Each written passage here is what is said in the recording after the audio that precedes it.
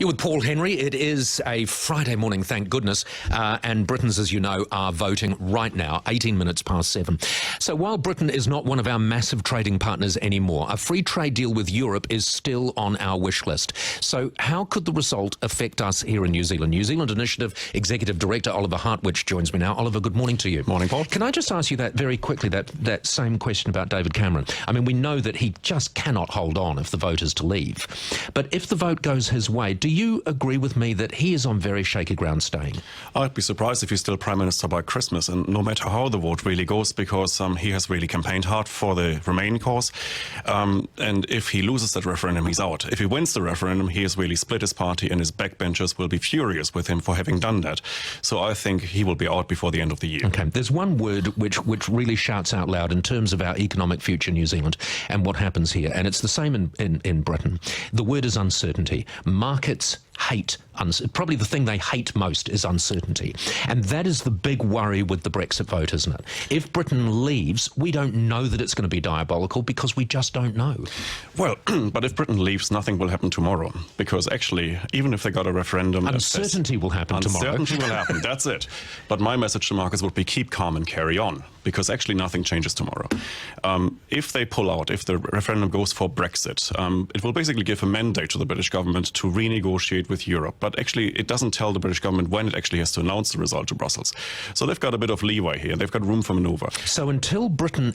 So Britain can spend as long as they like negotiating, but as soon as Britain actually says to Brussels, we're leaving, a timeline kicks in. Exactly. That's Article 50 of the European Treaty. And basically, it means from the moment that the Brits actually tell the European Commission in Brussels we're out, the clock starts ticking, and then they've got about 2 years' time to renegotiate the position with Europe. But nothing will really happen overnight tomorrow, because really this process will take years to sort out, so there is no need to panic immediately. The only thing that will happen is, of course, uncertainty. Okay, which means panic. People will panic immediately. You realise that, Oliver, don't you? Yeah, sure. Okay, so from our point of view, Britain stays in, and we're in the same negotiating position that we're in now. And Britain, for New Zealand, it is good to have Britain in the European Union, isn't it? Well, for the European Union, it's good to have Britain, because Britain is probably the sanest country in the EU. It's the most liberal, most free trading nation. They love free trade. That's why it's very good for us, because they love free trade. Absolutely. But even if they pull out, it might still be good for us, because we would be first in line to negotiate a free trade agreement with the UK, of course, after leaving the EU. And of course, 1973 was... Will they be able to afford to pay for anything, though? Because if they pull out, rumour has it, they're going to go into recession. Well, I don't think so immediately, because actually, okay, there might be panic, but there is no reason to panic, really, at this stage. I think actually long-term consequences for Britain might well be positive, but the immediate future, of course, will be quite disruptive. Right, and for New Zealand? For New Zealand, I think it is great to have a free trading nation within the European Union, because we're trying to get this free trade agreement. But if they pull out, I think we'd be first in line to get a free trade agreement with the UK. We've got to remember that there are a lot of members of the European Union who are highly protectionist. Yes, indeed. Practically all of them, except for Britain and maybe Germany.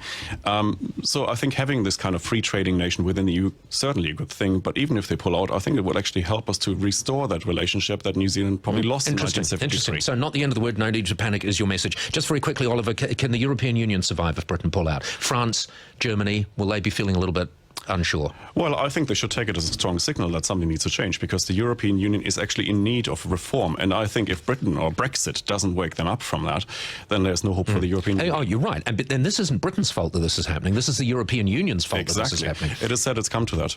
Oliver, thank you very much for joining us. Oliver Hartwich, New Zealand Initiative Executive Director. It's 22 minutes past 7. Coming up, the first convictions for distributing ISIS material in New Zealand, and we let one of the criminals take the bus home from court. Annette and Paula weigh in on that next.